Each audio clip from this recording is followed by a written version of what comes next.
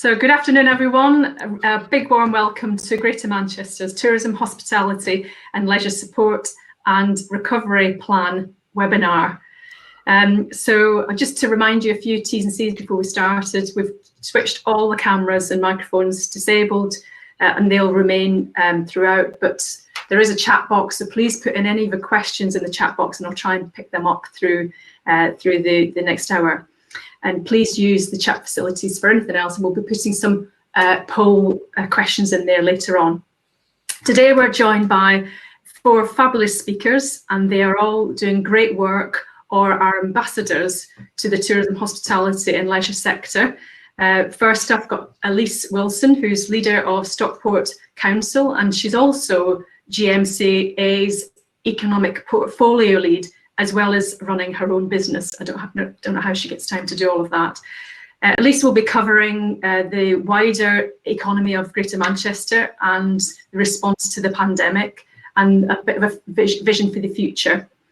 Our second speaker is Nick Brooks-Sykes. Most of you will know Nick, Director of Tourism for Martin Manchester, and Nick will go through an overview of the 8-point plan that we are launching today. Then Hilary Centelay will lead on in terms of the Business Growth Hub, and will tell you about business support services that are available. And then finally, David Martin from DCMS, who's the Head of Tourism Sponsorship and Strategy, who will give us a UK perspective. So welcome to all our speakers, and a big warm welcome to all of you. Just before we move on to ask Elise to kick off, I'd just like to set the scene. So in terms of where we've come to from now, we've been meeting on a weekly basis with a group called the TIA Group. So it's a Tourism Industry Emergency Response Group. And that group has been working with Marketing Manchester in various tasks. One is to give a voice for Greater Manchester at a national level. And we've been trying to help our colleagues national level guide them on the development of the guidelines and restriction information coming forward.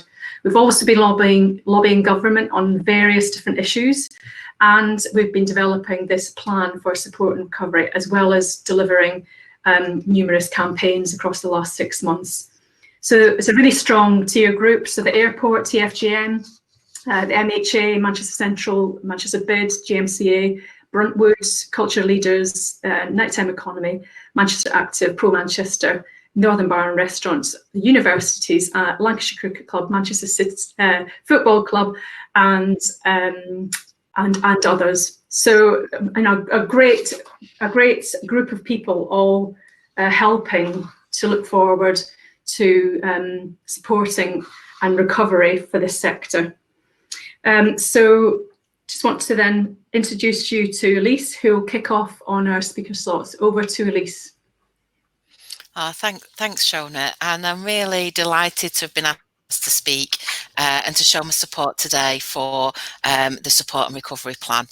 And I know time is short, so I've been asked to, I want to briefly talk about 3 things. The Greater Manchester response to COVID-19, our ambitions for the future, and finally to acknowledge the importance of the tourism, hospitality and leisure sector to the success of Greater Manchester. COVID-19 has hit Greater Manchester hard, and as you'd expect, we continue to work together to respond and recover through such a uniquely difficult time. And our approach to economic recovery from COVID has been structured into 3 timeframes. The first coming out of spring lockdown, and then living with COVID, and then finally build back better. The Living with COVID plan focuses on activity for the next year around 3 areas. Where impact of COVID-19 has been significant and even devastating, both socially and economically, where impact has caused challenge, and where impact has driven innovation and accelerated new approaches. The Greater Manchester Living with COVID plan recognises and focuses on the unequal impacts that it's had on different people, businesses, sectors, communities of COVID itself, and the measures that we've taken to manage the pandemic. We know the most urgent need for businesses in the sector is to help with cash flow now and while we're in the new national lockdown.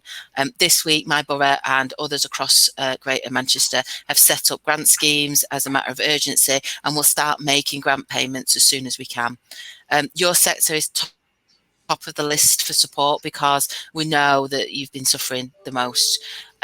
Looking beyond the immediate crisis, Greater Manchester's existing strategies, such as the Greater Manchester Strategy and the local industrial strategy, they still stand. And alongside our ambition for Greater Manchester should be the best place in the world to grow up, get on and grow old.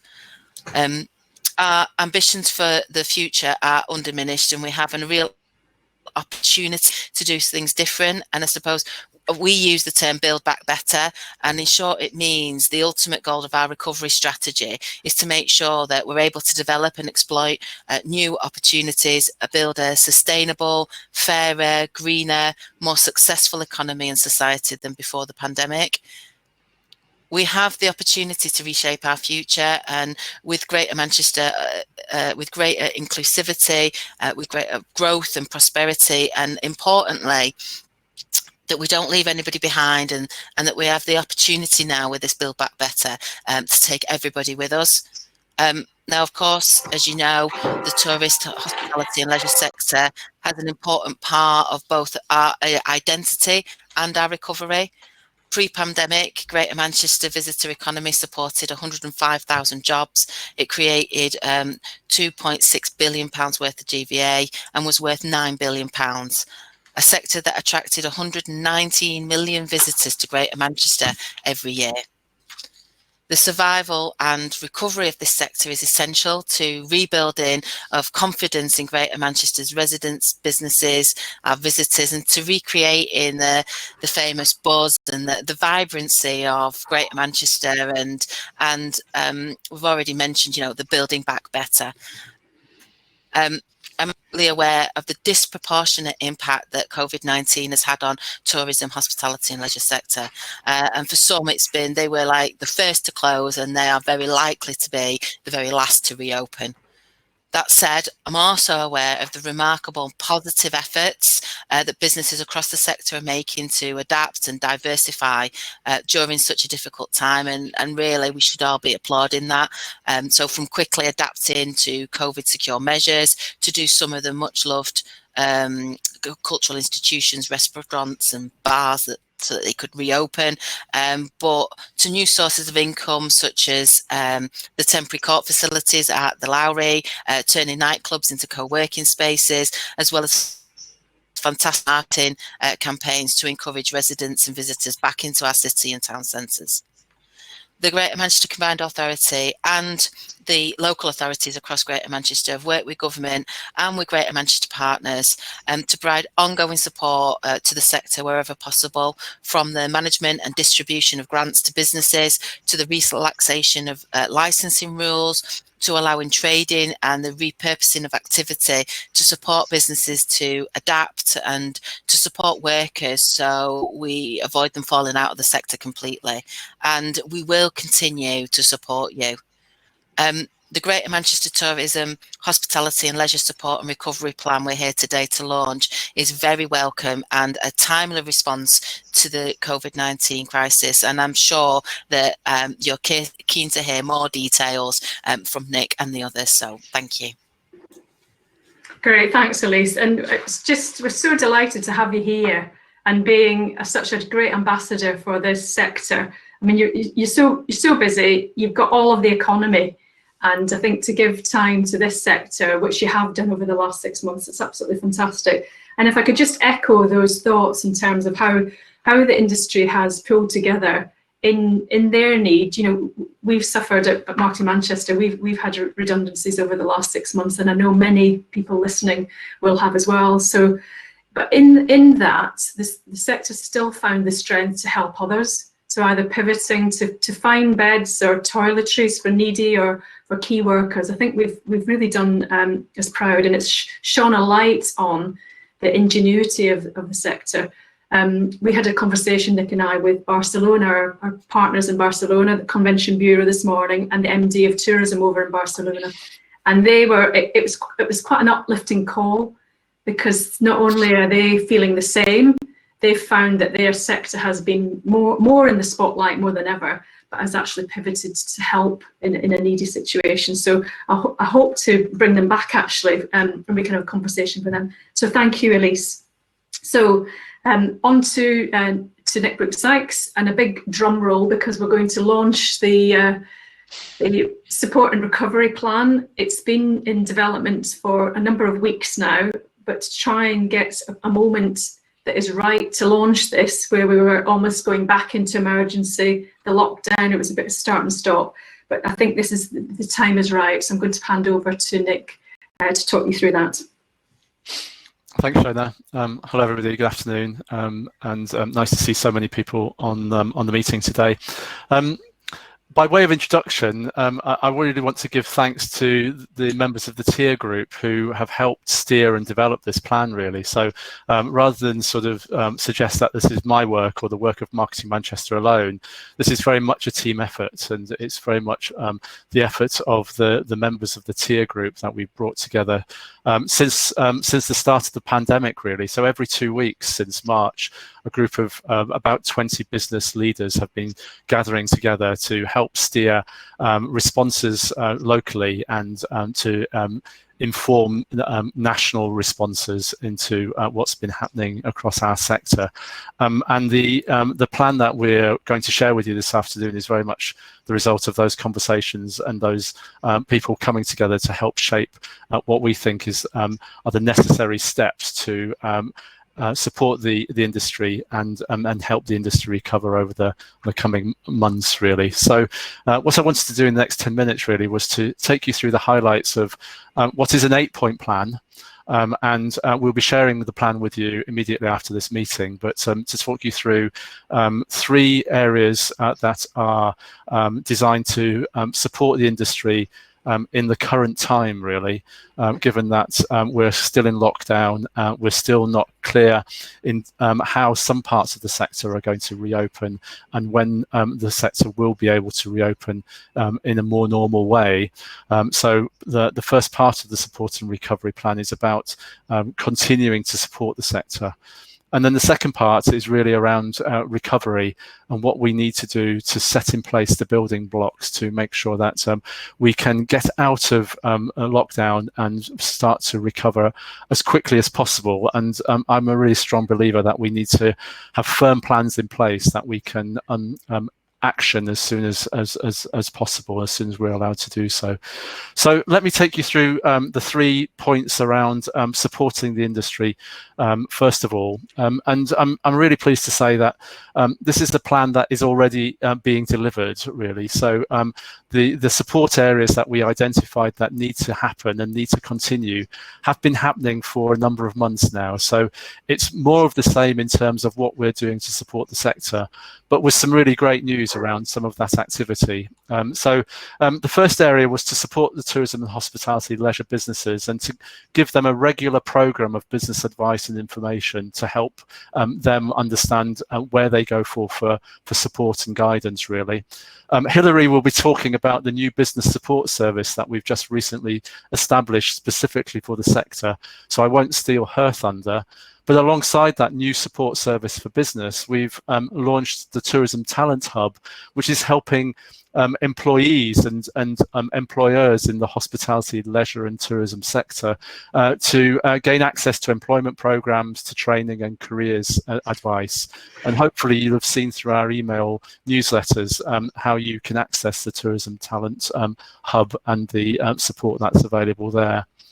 We then want to continue our regular updates to the sector and to host a program of business support webinars.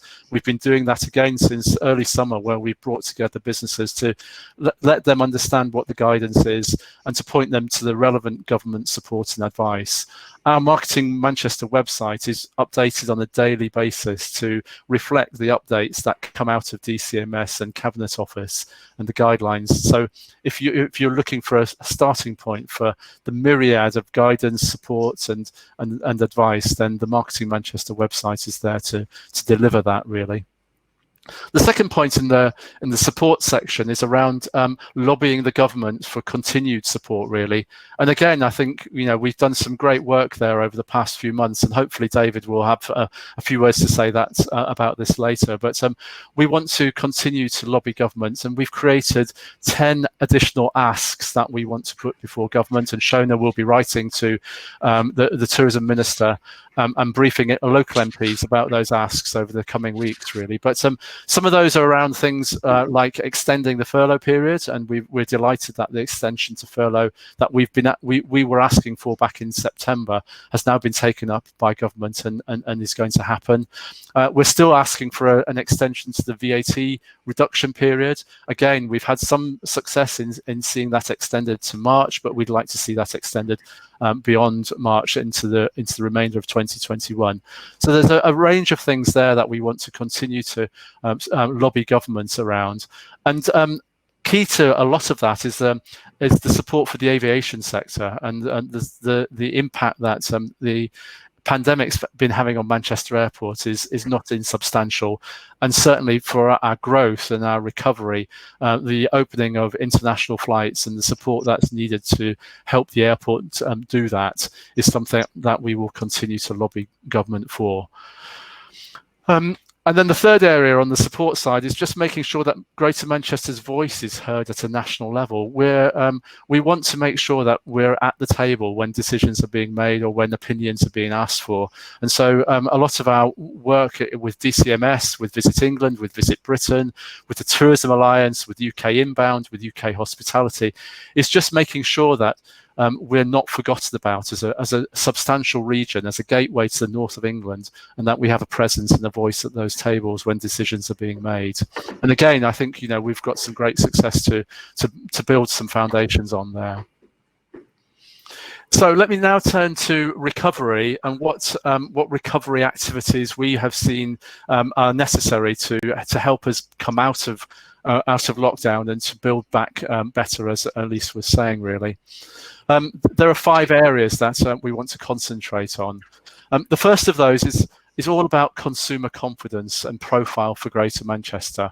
We know that we need to build back confidence for both leisure and business tourism so that people will start to get out, start to visit, start to stay over and start to return to some normal semblance of the way that they used to work, really.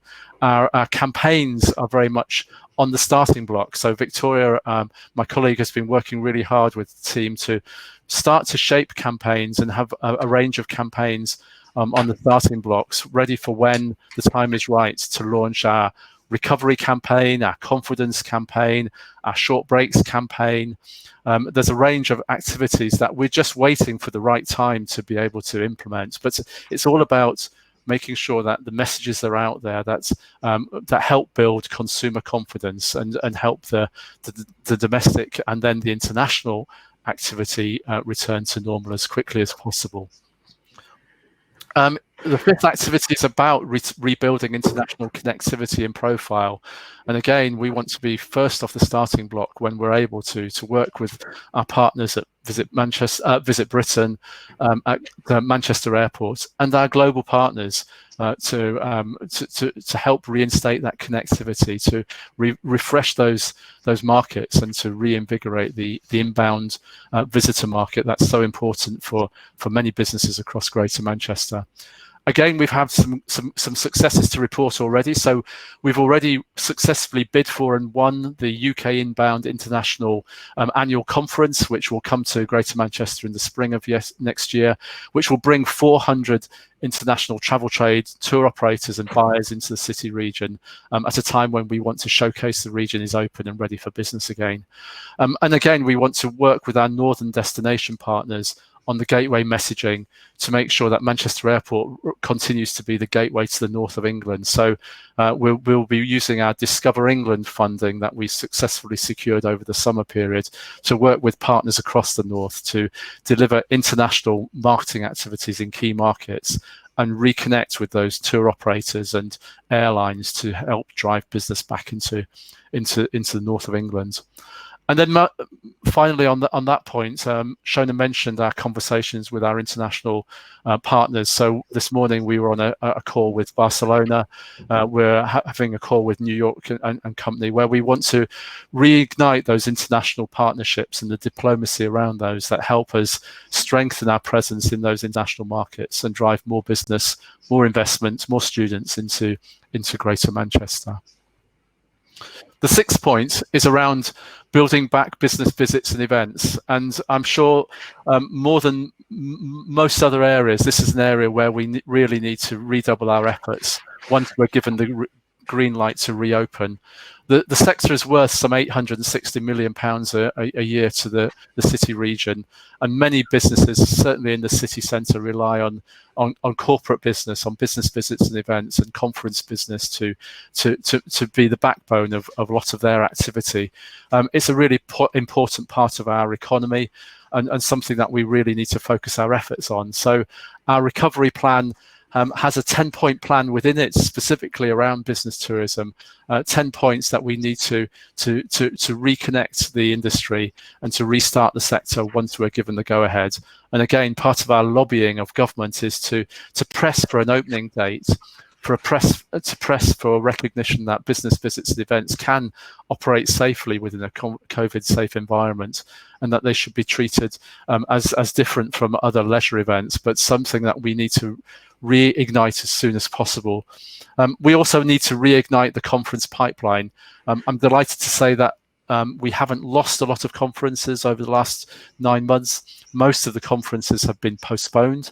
So part of the work around building back business visits and events is about maintaining the contact with those organisers and mitigating the possible loss of future cancellations. So Steph and her convention team have got a programme in place to make sure that we're working to secure that low-hanging fruit, to make sure we don't lose business in the interim while we're closed, and to make sure that we're in the best possible place for when we can open again, that we have a conference pipeline that is ready to go and deliver business into your operations in 2021. The seventh point is around the structure of destination support across England. We feel very strongly at Marketing Manchester that Manchester needs a strong voice at the table, and we need a strong structure around England to help us deliver national priorities at a local level. So a lot of the conversation that we're having with David and the team at DCMS at the moment is how destinations can be restructured to give further support to local businesses on the ground, and how we have a more sustainable future. Shona's already mentioned that as a result of the pandemic, we've already had to reorganise ourselves, which means that at the very time when the industry needed us most, we were fighting for our own survival, and so we need a more stable support structure for us as an organisation. And we're lobbying DCMS and Visit Britain to recognise that and to address that in their future plans. And then finally, and a note of optimism really, and it's great to finish on something positive. It's about how we demonstrate how the visitor economy can help support Greater Manchester's wider strategic ambitions really.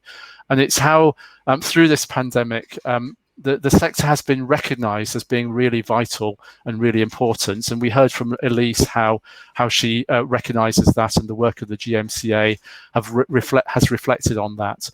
I think this is our opportunity to step up in that regard really, and demonstrate that we can help develop the wider economy, and we have a vital role to play in the economic infrastructure of Greater Manchester. So this objective is really showing how we can take the lead and be involved in programmes that have residents as a primary focus, or the wider economy as a primary focus, and how we can deliver programmes like the Mayor's agenda around cycling and walking, and the infrastructure that's being put in place around that, and how we can use that from a tourism point of view, and how we can become a much more sustainable, greener and cycling city. So there's some work going on around how we develop our cycling infrastructure from a visitor perspective. We've got to look at productivity, and productivity is a wide agenda item for the whole of the economy of Greater Manchester. But certainly within our sector, there's an opportunity to work and investigate how the newly formed Manchester Productivity Institute can help our sector become more productive, and how we can be a benchmark and beacon really for productivity within hospitality nationally, and help address the productivity issues within the industrial strategy of Greater Manchester.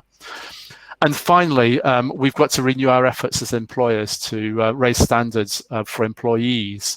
And the Greater Manchester Employment Charter is looking for leaders in this sector, and I think we as the visitor economy can take a lead here in how we can demonstrate that employment in the sector is a great thing, and employees are treated well in the sector.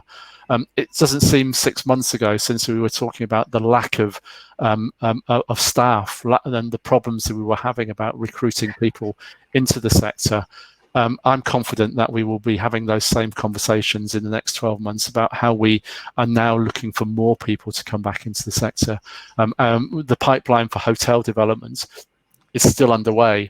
We're still going to see an uplift in new hotel developments and a new infrastructure around cultural attractions coming online. So the medium-term growth for the sector is very positive. And so we will still return to those issues around how we attract and retain people in the sector over the coming period. So that's an overview of the 8-point plan. There probably aren't many surprises in that, but what I wanted to do was to firstly give you confidence that there is a plan, to demonstrate that we're on the starting blocks with a lot of activity. We just need the get-go, we need the green flag, and we need the resources to be able to deliver that. And then we'll be out there fighting to build back business and to drive business back into Greater Manchester, given the green light. So with that, Shona, I'll hand back to you. Great, thanks, Nick. And I'm hoping, I think I'm confident that you'll see this as a robust but yet simple plan. It's really clear, and you can see that Marketing Manchester, along with the partnership of the Tier Group, is leading the way on that. Just before I hand over to Hilary, I'd like to take the opportunity to allow you to do a little poll. And based on the plan that you've just heard, in 2 sections, the first 3 points of the plan were focused all about support, and the last 5 points were about recovery. So there's just 2 questions there. If you look in the poll section to the right of the screens, and the first question is, what's the most important activities to support the sector? And there's 3 choices. If you can't quite see the whole sentence, just hover on the choice and a little pop-up will come up. So if you could start voting on that, we'll see the live event as we go along. And the second question is is about the how important activity to drive recovery, and there's 5 choices there. So I can see some of them going up there now. Let's just give that a few seconds to see what's building. Build back business visits and events seems very popular. So we'll have a look at them at the end. That's really helpful if you could do that. And whilst people are doing that, just to offer you the opportunity to feed into the briefings that we'll be doing. So straight away after this, I'll be writing to our MPs in Greater Manchester to brief them on the state of the sector, along with the plan. And in particular, we'll be briefing on connectivity. There's a group in terms of aviation and connectivity. So if you've got any asks of the government, if you could please send them to us, that would be really helpful. It's your chance to input into that.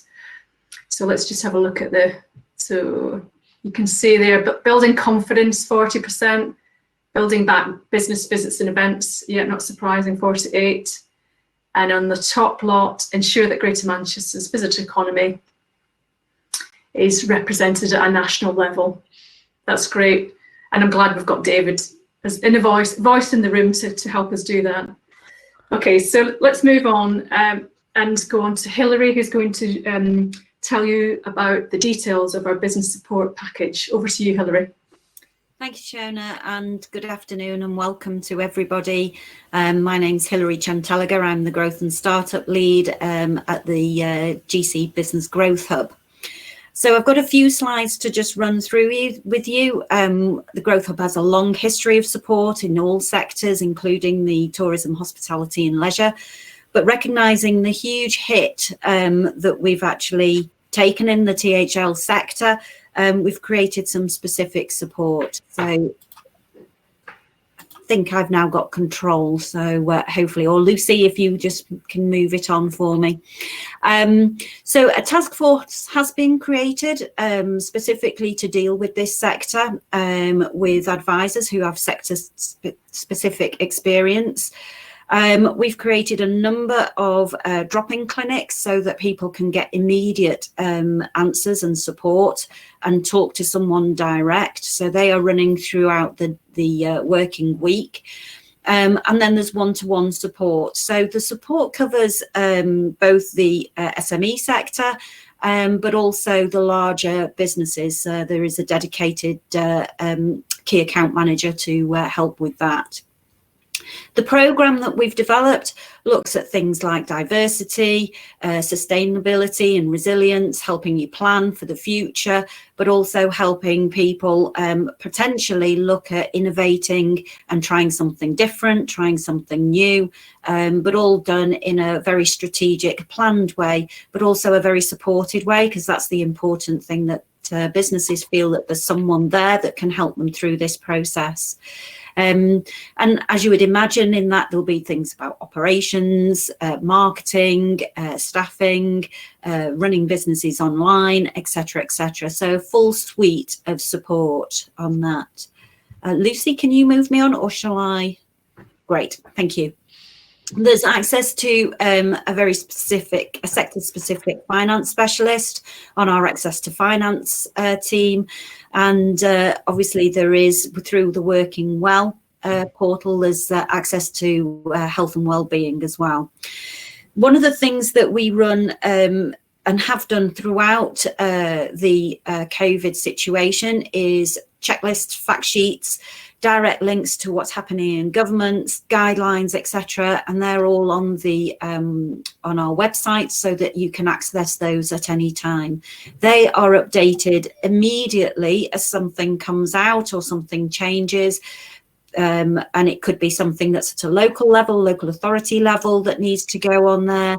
It could be government related. It could just be some fact sheets to help people get through the minefield of what support is out there. So I'd encourage people to keep a check on the website.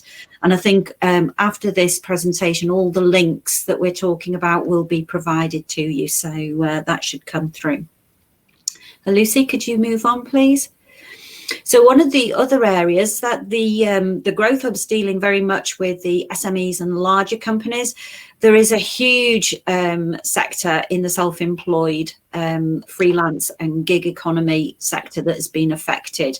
And Enterprising You is a brand new programme that's come out just before we went into lockdown, so not the best timing, but very timely in terms of the support that it offers the self-employed of Greater Manchester. Very comprehensive support in terms of one-to-one with a business coach to guide people through, access to a personal finance specialist, and in particular to access to our training and personal development, which is paid for. So in other words, it's of no cost to the individual. Some very, very exciting, new, innovative, but also very practical training and development. That can be business training, it can be vocational training, practical training, and it can be one-to-one or it can be one-to-many. So very, very comprehensive. And as I've just pulled out a few things that might resonate with some of the self-employed in this sector, things like using Etsy, maybe moving more into a social media world, how to look at your sales, building up networks, etc. But there's a whole host more, so I'd encourage people to look at the Enterprising You website as well. And next slide, please, Lucy. So one of the things, again, on the health and wellbeing, Enterprising You being very specific for the self-employed. They're very under-supported group in historical times, and one of the things that we've recognised is that they often try and struggle on alone, and that can be very debilitating. It can be, particularly at this time, very upsetting. It can be really hard and emotionally draining. So there is full access not only to a health and wellbeing coach for one-to-one support, but we have a portal which has got access for everybody who's on programme to a whole host of health and wellbeing support, not just on mental health, but there is all sorts of things then on there like finance, dieting, stopping smoking, you name it. It's a very, very comprehensive portal.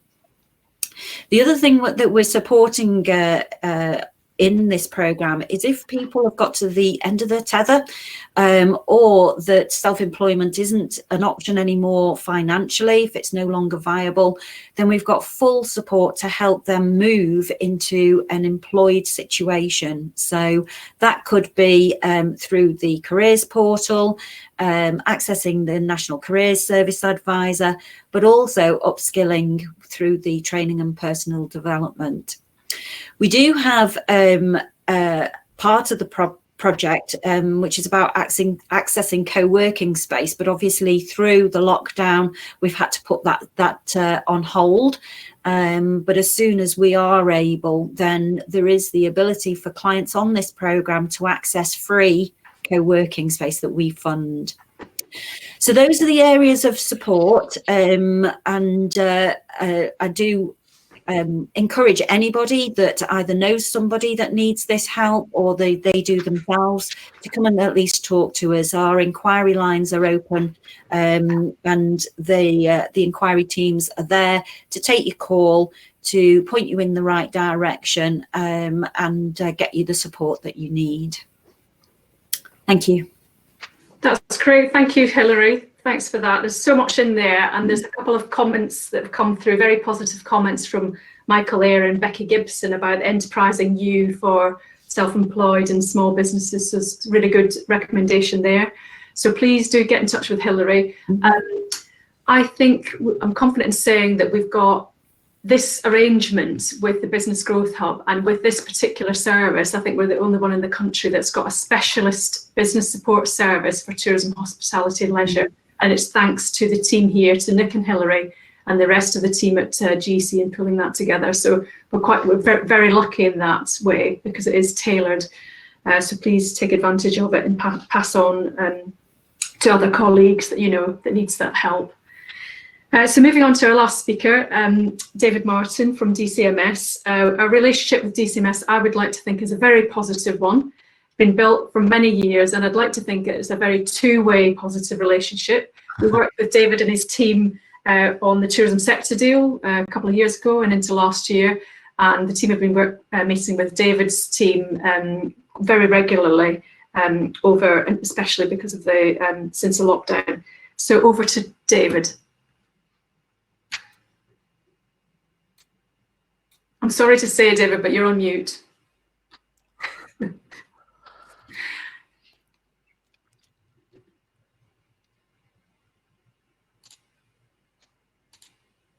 So David, can I help you? I'm not technical here, but down at the bottom of the screen, there's 4 buttons. And there's a mute button.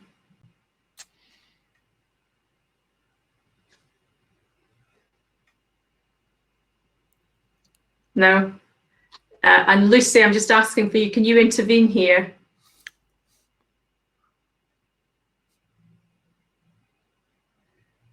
Okay, so if you hover over the screen, down at the bottom, there's four buttons, and there's a little microphone. Just unhook that. Or go into settings.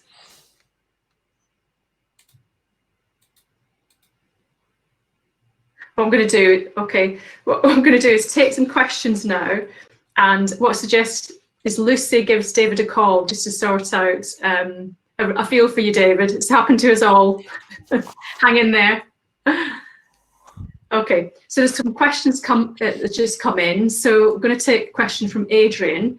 from Adrian Ellis, who is not only GM of the Lowry Hotel, but also MHA chair.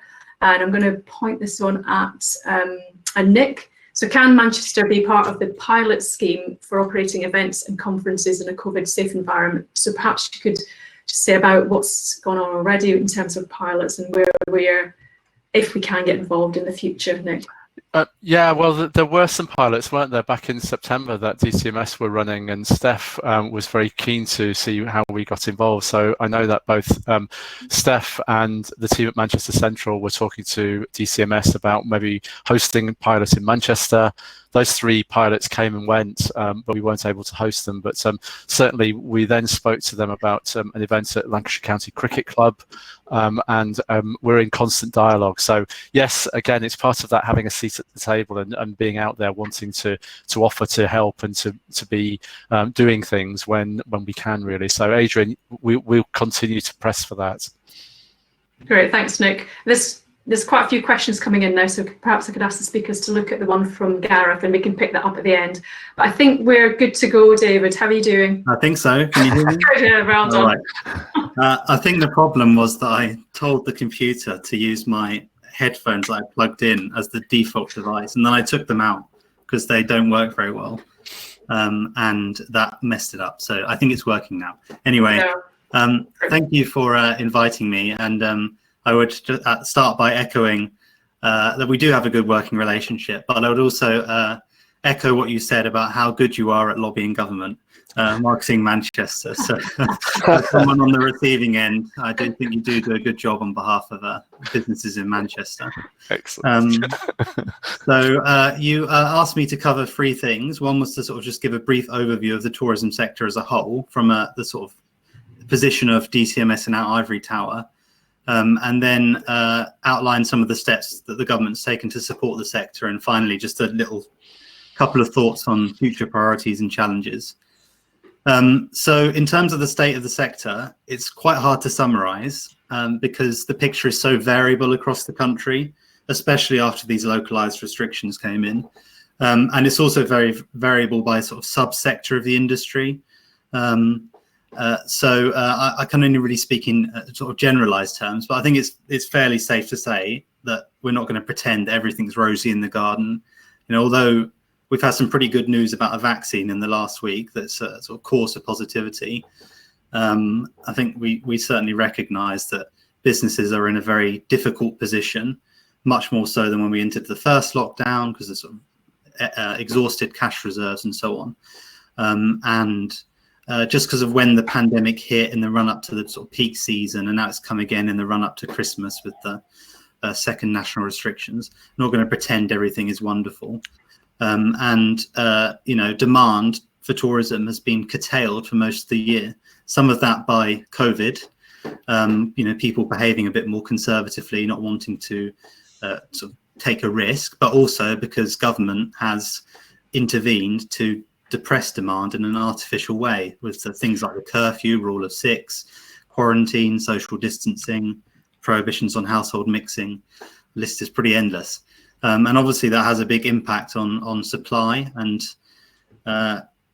you know, we think that this year with the impact of the COVID on tourism is going to lead to something between a 1 and 1.6% loss in GDP. So it's quite a huge impact at a national level. And, you know, our forecasts don't really predict demand returning until 2025 from an international perspective, a bit earlier for domestic. It's obviously very hard to predict.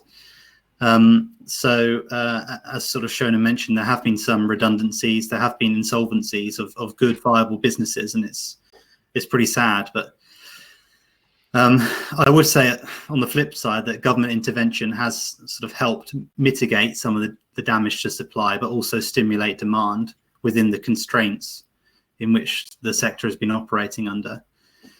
And from our perspective, some subsectors, not everyone by any means, but some subsectors did have a pretty good summer. Some parts of the country had a pretty good summer. Campsites, holiday parks, caravanning, self-catering, outdoor attractions. And that is borne out in the stats that we've got. So we have had the sort of highest hotel occupancy rates, for example, in Europe, but that's been generally skewed towards coastal and rural destinations. And hotel occupancy doesn't mean a jot when your average daily rate is down quite a bit. And obviously, it's been lower in cities. And I think we really recognised how badly urban tourist destinations have been hit by this pandemic and the government's measures to control the virus, particularly because you're sort of more reliant on cultural, sporting, business events, on international travel, inbound travel. And of course, Manchester, Liverpool, you've suffered greater levels of restrictions than other parts of the country in recent months. So just sort of some of the things that the government's done, which my team has had some hand in, not completely, but I like to think we've influenced it. And it's certainly the case that the information that we get from organisations like Marketing Manchester feeds into decision making. We give the tourism minister a daily digest. We speak to the Treasury on a regular basis, and that's where interventions such as the VAT cut, which we've extended to the end of March, come from. So we've done the VAT cut, we've extended it to the end of March. We've extended the furlough scheme to the end of March. The business rates relief for retail, hospitality and leisure businesses, that's in place until the end of the financial year. There's a variety of new grant schemes that have been launched, and I think Manchester should be able to benefit from a sort of backdated grant scheme as well, because it was suffering from these localized restrictions. There is all of the guidance, of course, that the government's produced about how to be COVID secure, and we try and update that as much as we can and with all the necessary levels of detail. There's the good to go kite mark, which I hope many tourism businesses are using, that Visit Britain produced, so that businesses can demonstrate to consumers that they're complying with the guidelines. There's a variety of different funds that we introduced, reopening high streets earlier, kickstarting tourism, and so forth. There's these marketing campaigns. There was the Enjoy Summer Safely campaign we ran in the summer, Escape the Everyday, which Visit Britain ran in the autumn. I appreciate it doesn't really benefit Manchester so much because of the localised restrictions, and it's now been completely paused because of the national restrictions, but it does matter on a sort of more national level. Tweaks around regulation, to get you businesses to put chairs and tables on pavements, to convert to takeaways more easily. We have done several rounds of funding support for DMOs, which I know that Marketing Manchester have benefited from. It's the first one. More recently, the Prime Minister's convened what we've called a global travel task force, which is looking at how we can improve the quarantine arrangements and really get international back up as soon as possible. I'll stop there. It's quite a long list I could go through, but I'm also not going to sit here and pretend that it's saved every job. It's been all singing, all dancing, all wonderful. But I hope it has limited the damage to supply, as I say, and stimulated demand as we can do. And then just a bit about thinking about the future. So in the short term, our aim is to open as much as possible in a safe and evidence-based way when we can, when it's safe to do so. That may result in changes to the tiers when we move back to a localized approach, regionalized approach, once the national lockdown ends. Then we also want to, support businesses that can open, basically maximize their takings, their earnings within the constraints that the government feels are necessary to maintain control of the virus, like social distancing, for one. As we sort of move into the longer term, as hopefully this vaccines come in, we can start moving back to normal. We do want to have a recovery plan that it recognises the scale of the challenge, that is sensible in its time duration, that includes targeted measures to help get the tourism industry back to where it was, in quite a good place in 2019 before the crisis, as quickly as possible, and then to grow spending in every month, every part of the UK, and address some of those bigger challenges that we were starting to look at before the crisis: seasonality, productivity. I think price competitiveness is a big one. UK does not have a price competitive offer from an international perspective relative to other countries. And then I think this sort of building back better, to use a phrase, looking at making the industry more sustainable. And I think for us, a lot of that is about capturing the sort of domestic, I'm not going to use the word boom, but the renewed interest in domestic staycationing that we've seen over the summer. A lot of places reporting large proportions of people visiting their destination for the first time. And that the more sort of domestic activity, the much better it is for the environment. But also, you know, becoming more innovative, more digital, and also I think more accessible and inclusive as well in the offer. So that's sort of the challenge that ministers have set us. And just two other challenges that we're sort of grappling with as we prepare this plan. One, EU exit. It does impact the fortunes of the tourism industry in a big way, but also in quite a technical way. So things like state aid, and where we end up with state aid, does actually have a big impact on the extent to which we can intervene to help the sector. And there's also migration and so forth wrapped up in that. And then the other one we're trying to work through, which is very hard to predict, is the extent to which COVID is actually going to change things and the extent to which things will return back to normal. So people talk about, oh, there'll be more home working, you know, less business travel for meetings, changes to insurance premiums, more experiential travel, that kind of thing. We're trying to sort of figure that out and making sure we have a plan that's appropriate for that, and not necessarily going back to the same old, even though the same old is in many cases viable businesses that turn a profit and employ loads of people and are great. So I'll stop there. Great, thanks, David.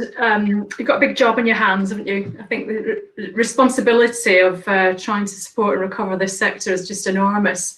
So thank you for being willing to pitch up today, actually, and share that with us. Share the plans you've got. I'm going to ask the speakers to respond with one question each before we finish today, and then I'll take some questions that have come in from our audience. And the one question is, what would you like in terms of what's one thing is at the top of your mind, what's important or essential priority for the support and recovery of this sector? If you could have one wish, what would it be? And also the poll's really clear in terms of what you want us to focus on. In terms of driving recovery, it's building back business and events. 48% of people said that, and second was building back consumer confidence and profile. So I think the question there would be, perhaps I could direct that at David, is in terms of business visits and events, they've been shut since March, you know, really challenged.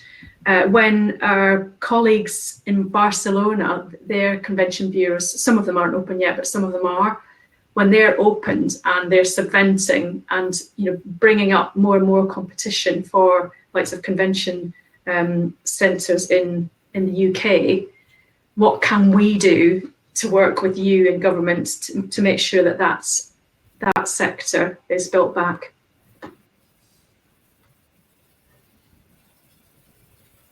David, can you pick that one up?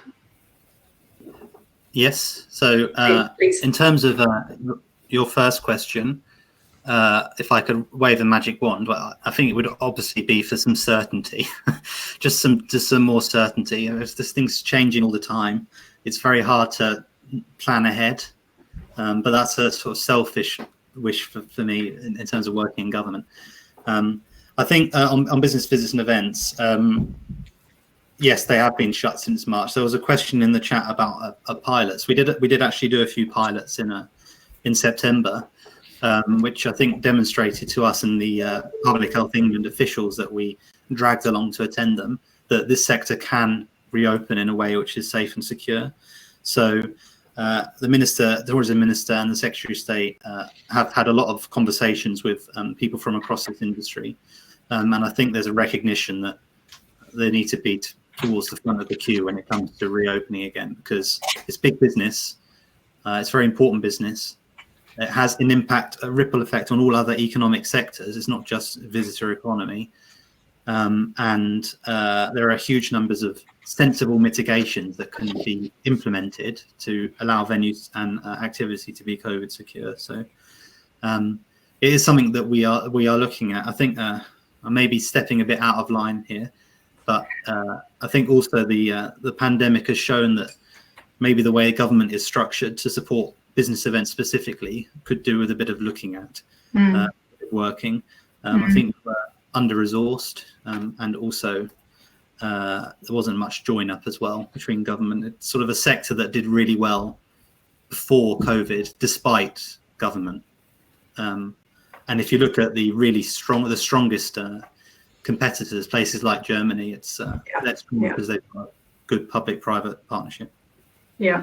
Well, that's an honest answer. Thanks, David. And we really love to work with you in delivering that over the next few months. Thank you.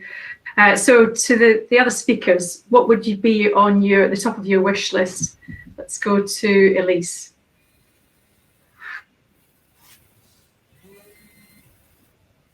Top of my wish list is hard because we're talking about a massive sector with lots and lots of different elements to it, and without even getting into supply chains, because we don't seem to have mentioned that. But as a business owner in the supply chain to this sector, it's I don't actually sit within the sector directly. I think so therefore I have a vested interest, but I think the impacts are huge. So I'd say confidence. That's it's about the certainty. It's about knowing what's on the horizon, allowing people to have some idea. We can't have people ordering beer in and then having to just throw it away because they didn't know actually they weren't going to be open next week. There's something in there that I think we need to be thinking about. I'd say for me, one of the big things is the words COVID safe or COVID secure, whichever you'd like to say. I think exploring what we mean by that, and if we are COVID safe and COVID secure, then surely we're open for business. That's pretty much where I'm thinking. But what is about that dialogue and the evidence behind making the case, I suppose, and understanding why the decisions are the way the decisions are, and really having a plan to tackle that and deliver COVID secure or COVID safe. I'd say I'm actually positive for the future, partly because what I've seen in this sector is nothing but community spirit. I don't care. I've seen competitors put it aside to help each other through what has been the most extraordinary of times, and I think that is a testament to everyone really. And I know the Nighttime Economy Task Force that co-chair with Sasha Lord, and we see people come in and actually going, do you know what, we need to work together, we need to find a way through. So that gives me hope, and I think basically, and I'll be really quick, final comment, is I think people want to be with people. Like I don't get past the fact that at some point we all just want to be together, and we miss each other. We genuinely miss humans being with other humans. And so the sector I feel positive about, because when we can, we will want to get back out. We will want to be with each other. We'll want to go to the theatre and have the meals and socialise and go to events and do all the things and that we enjoy doing together. So I think it is important. We want to feel connected. It'll be part of our mental health. I worry about a mental health crisis, and I think there'll be a need for us to be together to tackle that. And then I'd finally just kind of want to say, this sector's full of creatives, as I call it, ideas people who do stuff and try things and get on with it. And I think it bodes well for the sector to flourish going forward. We're not going to be able to do it on our own. You're going to need help. Government's got to help. GM's got to help. I've got to help. We've got to help each other. But it does bode well, and I think the possibilities are good. But it is. Thanks, Elise. And in 10 seconds, Nick and Hilary, can you add your one wish? I can go very quickly. So mine's just a level playing field for the North, so that businesses are not competitively disadvantaged due to the lockdown and the location. A bit political, sorry. Absolutely, thank you. Mine's about a clear plan for exits and confidence beyond that, really. So I think, you know, if we had those two things, then we'd be in a really good place, because then we'd be in control again. At the moment, there's lots of businesses that have no control over their future. So giving them a clear plan for how to take control will then, as Elise says, give those entrepreneurs the opportunity to thrive again.